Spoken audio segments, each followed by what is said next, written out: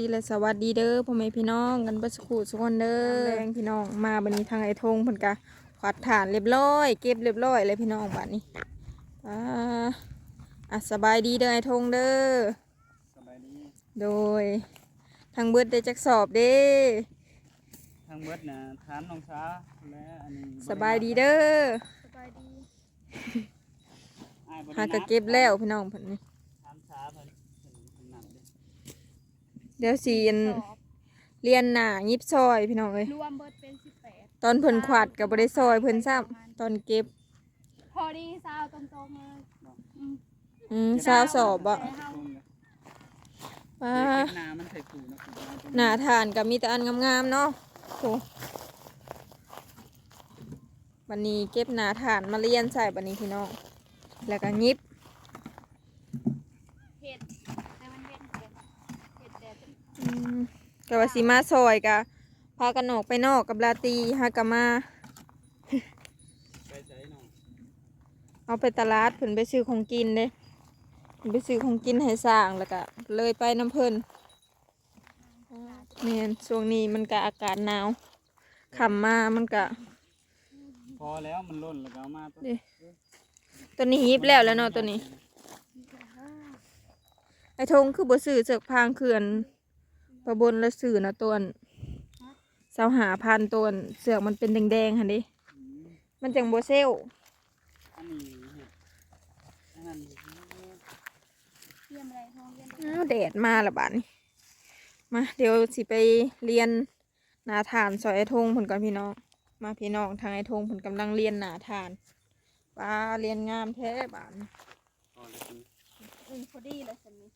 พอดีงามสูงร้ายมันจะ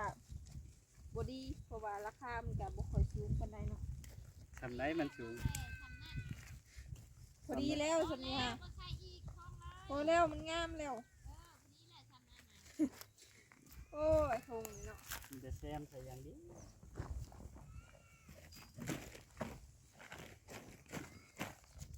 ตัวเตี้ยตัวต่ำก็มีเอายามันเห็นเลยเนาะตัวนี้มันอันนั้นโหดมันตั้งติดกันโหดตัวนี้ค่ะมันสีนั่นเสื้อผ้าเอาจากว่านี่เอาประมาณ4 แถวบ่ทงหรือ3แต่ทานมานี่บุมีไผติดอกเนาะน้องเลยแม่นมีแต่เขาดังอยู่แล้วมันชื่อน้ำเลยๆป่ะเห็นบอกยันเขาติกับเขาปติสมมติว่าเขาตีกับเขาตีอันฐานมันบ่เฮืองแล้วก็มันแตกในเวลาเขานั่นแล้วมันสิแตกใส่เขาเด้มันก็คือสิบ่แตกดอกฐานมันสิมาตีว่าทานมันแตกไปชิวหูเนาะลองไปดังหนึ่งดูสิ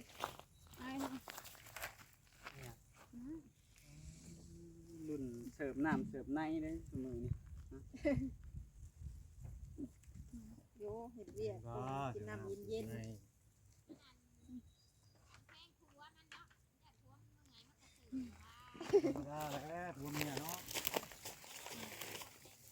เรียนได้แต่ขอเรียนจะยิบเป็นบ่น้องชาเฮียนยิบในเด้อคอยยิบเป็นอยู่แต่คอยยิบไปไหนคือยิบเป็นเฮียนยิบตัวจะหอมไหมทงเด็กปัวคนขายฐานแล้วต้องได้ยิบไปเป็นได้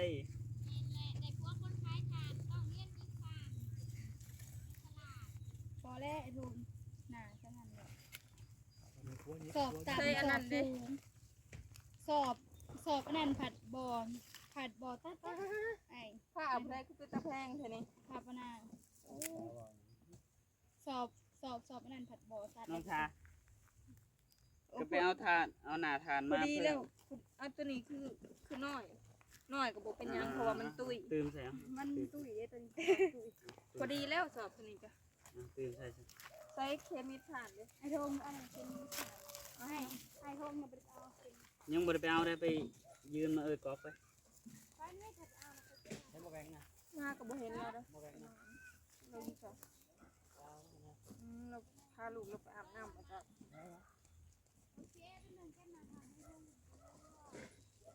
หน้าทานก็งามพี่น้องใส่พอดีงามเลย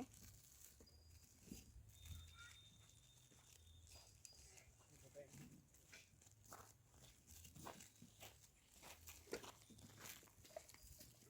จากพางเขาก็ต้องจีกให้มันได้สองเนาะได้สองเศษ อ่ะนี่เด้อ อันนี้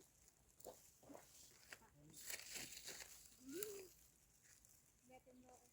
เต็มมาเต็ม พอยังมีเอาอันนี้ก็บ่ใส่ถุงก็ตามแทน มันหมุนแล้ว แทนใส่ซอกก็นี่เอาเนาะ มันเลือจังใส่ ตัวนี้ตัดออกก็ได้หน่อยนึง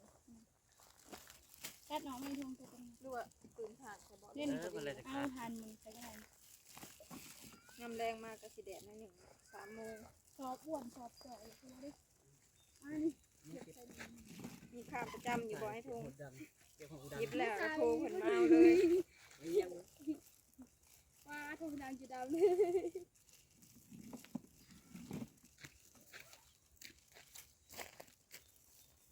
ในเช้านี้ลงไปขัวหอยเนาะ บ่น้อยได้บ่ ขัวบ่เป็นปานใดนะเดี๋ยวเป็นต้นเห็นเธอหนึ่ง เดี๋ยวเดินเห็นเท่านึง ไอทงบ้าน เอาก็มันมีนั่นหัวออกมามันก็เห็นหมด ไอทงบ้านมันเขียนเบิ่เอาน้ำไอเจิดอีก เพราะว่ามากินหอยตรงนี้ก็แบบแกงแซ่บใช่ไหม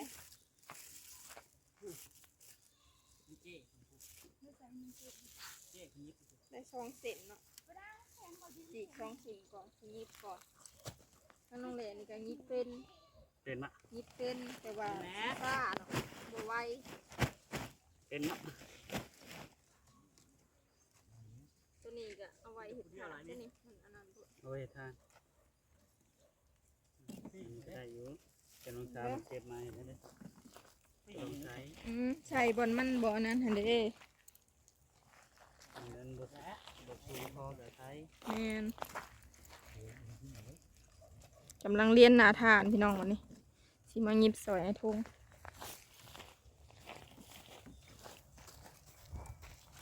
ยืมน้ำป่าน้ำของเธอเนาะ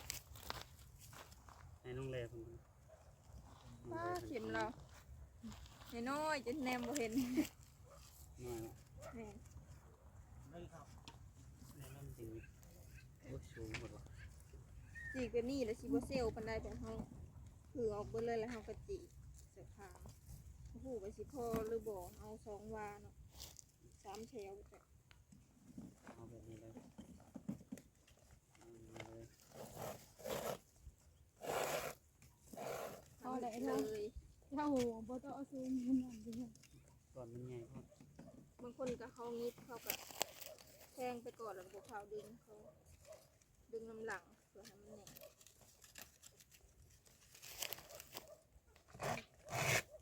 เปลี่ยนก็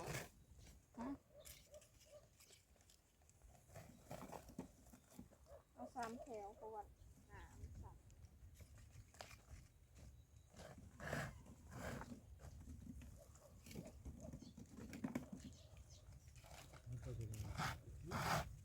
พอละ ใส่บนนี้เนี่ย ถ้าพอทางนั้นก็เชิญใส่ได้มั้งนะ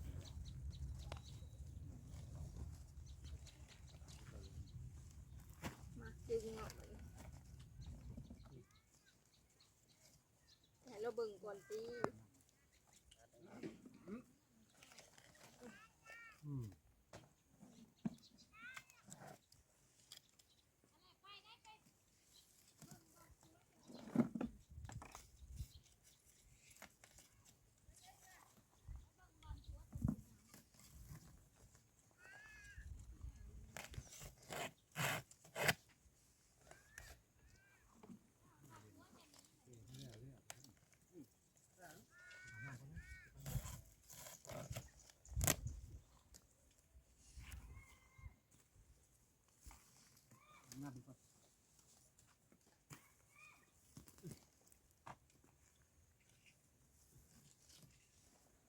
คิดจีกงามแต่ละ จริงอ่ะ เสือกข้างนี่คือจีกงามแต่ละ จริงมากหรือว่า จีกเป็นหรอ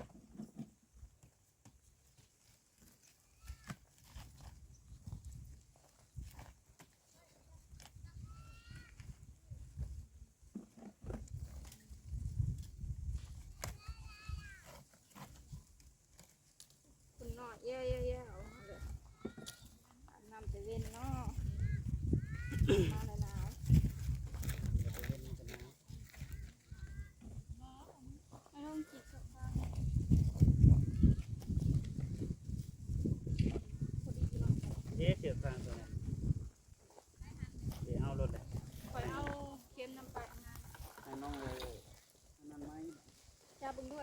านหรือว่ายิบนะ ได้แล้วเพราะผมเป็นเก่งขยะน้ำอยากดูมันยากยังไง ได้ได้อยู่แล้วเนาะ เพราะแค่มันแน่นก็พอแล้ว คิดครั้งแรกวันนี้วันละเทียแล้ว ทางสองเห็นแล้วพอยิบแล้วยิบทานพอเถาพอยิบ ขอเฮียนไปนี่แหละจังได๋ก็เป็นปอยตะกี้ก็บ่เป็นจะพังมาตัดใหม่อีกบัด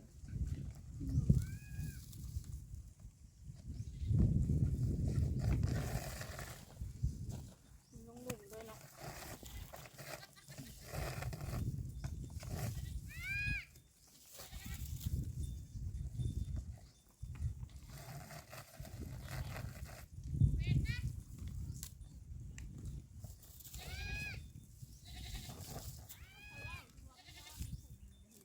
ก็ไม่ดีกว่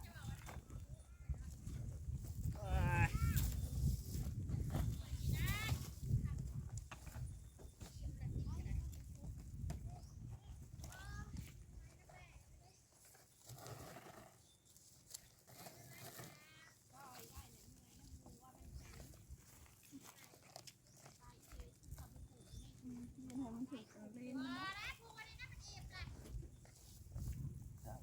เหยียบกว่า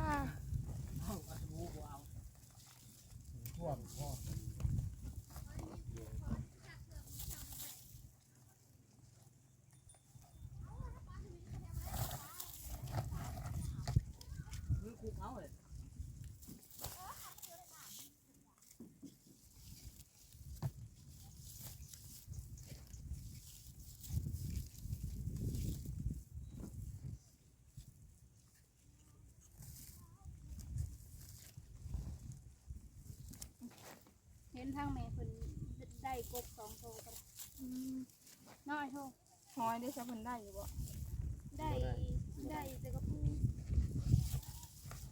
แบบหลายคนมาขัวช่วงนี้จ้ะ เอากี่เข่งเด้อน้องชาย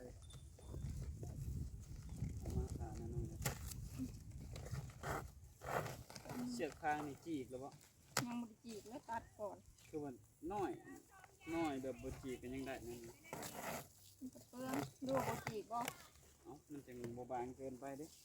เอานั่นวะ แล้วแต่ เอาโจพอดีบ่รู้ว่าบางพูดจัดการ เขาโหแล้วเพิ่นสิฮู้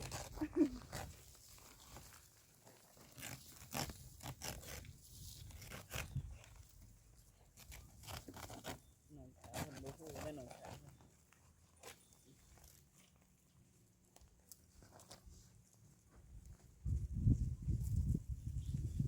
ใหม่อยู่เนาะบ่ใหม่เลยเดียวเป็นหยังขนาดต้องมา เสือกพางมันสั่นอยู่เพิ่น เดี๋ยวสันไดก็จะมีแล้ว เพิ่นเฮ็ดฉันบ่จ้ะ เนี่ยน่ะสั่นไว้เท่าเสือกพางได้บ่ ฮะได้แล้วอ๋อมันก็ได้เลย ต้องเอาสองวาปลายบ่จ้ะ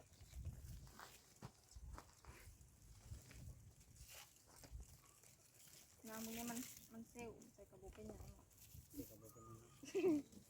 ยังว่าตะลุกปานนี้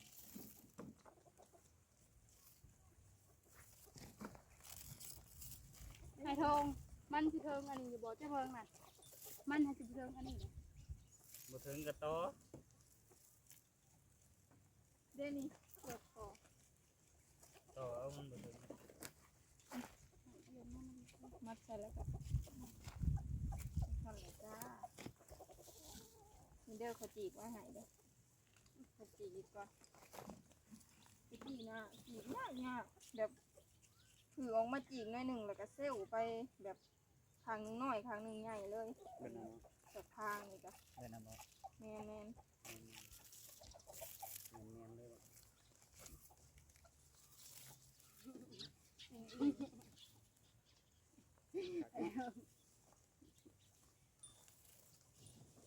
ถ้าเริ่มเซลล์เลยได้บ้าง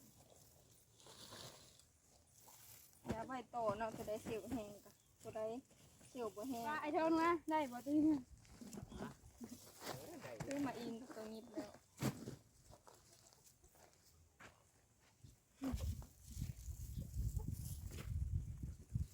นไปทีละนิดทีละหน่อยแล้วก็เป็นเลย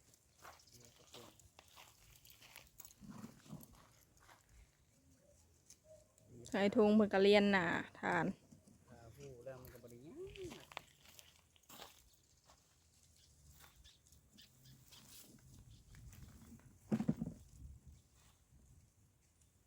ใครมาซื้อทานน้ำไม่ทุงคือว่าบลุกแบบเป็นใส่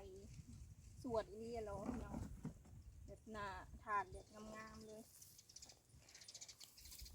ใส่เสื้อ คือน้ำไม่ทุงบปิดหวังแน่นอน ผู้เจ้าคล้ายกันโคตรดีเลยเนาะผู้เจ้า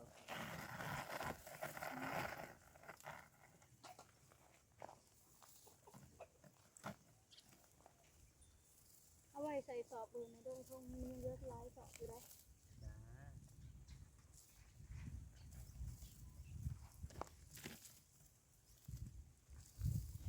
ได้แล้วบัดเดี๋ยวน้องเลยเป็นมันระยะขายฐานให้น้องทุ่ง เพลงขายทานเลยทานมา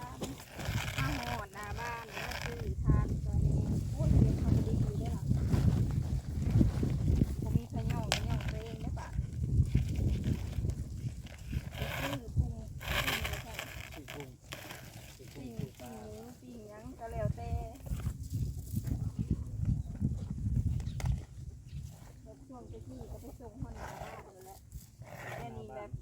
แค่นี้มีแต่แบบคุณขี่รถมาซื้อน้ำ ที่นี่อยู่รอฮอนหนาบาทอยู่แล้วเนาะ หลอกขายแถวตลาดพี่น้องเอ้ยถูกล่อแล้วถึงหน่อยจะตามหลังเต็ง มีอยากจะโม่แกรอคนเดียวไว้ยังได้ แม่ที่ก็แบบสมมุติว่ามีรถจักรเนาะก็แก่ใส่อันแก่ใส่รถจักรและหลอกอะใส่ประมาณจักสอบเนาะ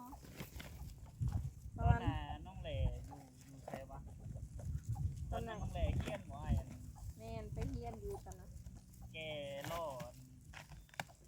ไปคลายฐานนะแก2 ล่อ ป้าช่องล่อคนบอก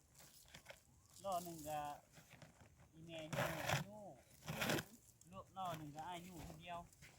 แกคนเดียว ตกลงอยู่หรือแก่ เอากันแบบมันเข้าในอันหนึ่งอันนั้นยู่รถนั่นเด้แล้วเป็นเอารถจักรแก่ได้คนนี่ได้แก่ตอนนั้นเขายังบ่มีรถจักรเด้ คิดว่าเอารถจักรแก่คนดอก ตอนนั้นเขายังบ่ได้มีรถจักรเลยตอนนั้น อยู่คนละล่อแล้วเนาะ เนี่ยตอนนั้นไอ้มันแก่ล่อเขาแบบเอ้าเพลงอะไรพอ มาเรียนผ่านก็มาเว้าเรื่องความหลังหมดเลยพี่น้องช่วงตะกี้เนาะตอนยังบ่มีรถจักร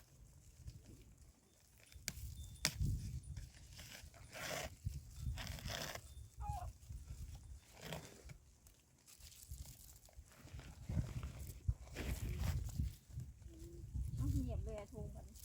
ก่อนแม่ กำลังใช้ทำมาถึง เธอทำมาทีวะ มันแบบงามตอนนั้นผมมีรถจักรตอนเอาแก่ล่อบืนโนนก็ แก่หรือทุกข์เดี๋ยวนี้มาอันนี้ตอนนี้เนาะ แบบ พ ไอ้ อ เอา จังอันนั้นไหม เอาล่ออยู่ทางหลังแล้วก็เอาเขามันนั่นแก่ไปแบบนี้เด้ โมเมนต์เอารถอันจักรแก่เลยแบบมันก็โตคนแก่ไปแบบนี้ ไอ้ทงเอาเสื้อฟางมาให้ดู น้องเล่ ตัวนี้ตัวสั่น ตัดให้มันยาวๆเด้อน้องเล่ ก็หอบมา นี่จังไดอันนี้โบนั่นเลย คิดว่ามันสิพ่อเนาะมันบ่พอบ่ โอ้ยสันโพดน้องเล่ บ่ สันโพดเอาว่าหนึ่งกับถึง เพิ่ง หนึ่ง บ่โอเคขนาดนี้ค่ะคิดว่ามันสิพ่อ ว่ายังยาวกว่าไปถึงว่าสันน้องเล่ ตู้เจ้าบ่ตัดให้เนาะเจะมัวแต่เรียนหน้าผ่านอยู่ เห็นได้สิเห็นได้สิ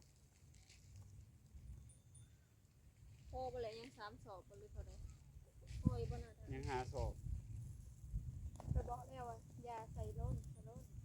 เบิ่ง หน้าผ่านยังกระลายอยู่จักหล่นในเสือพวกนี้อันนี้ก็ยังเห็ดแบนอยู่เลยยังมาลดอยู่ มันว่ามีก้อนใหญ่แล้วแบบเอาก้อนใหญ่ไว้ทั้งลุมแล้วก็เอาตัวยาวๆน้อยๆนะมาใส่ทั้งเทิงประมาณ4-5 อัน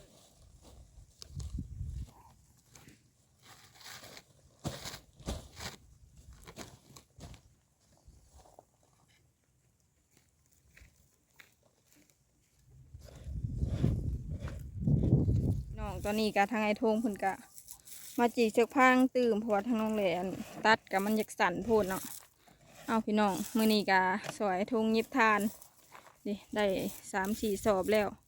จากคลิปนี้ทางน้องแหลสิขอตัวลาพี่ๆน้องนี่ก่อนเด้อพบกันใหม่ในคลิปหน้าเด้อพ่อแม่พี่น้องขอกล่าวคำว่าสบายดี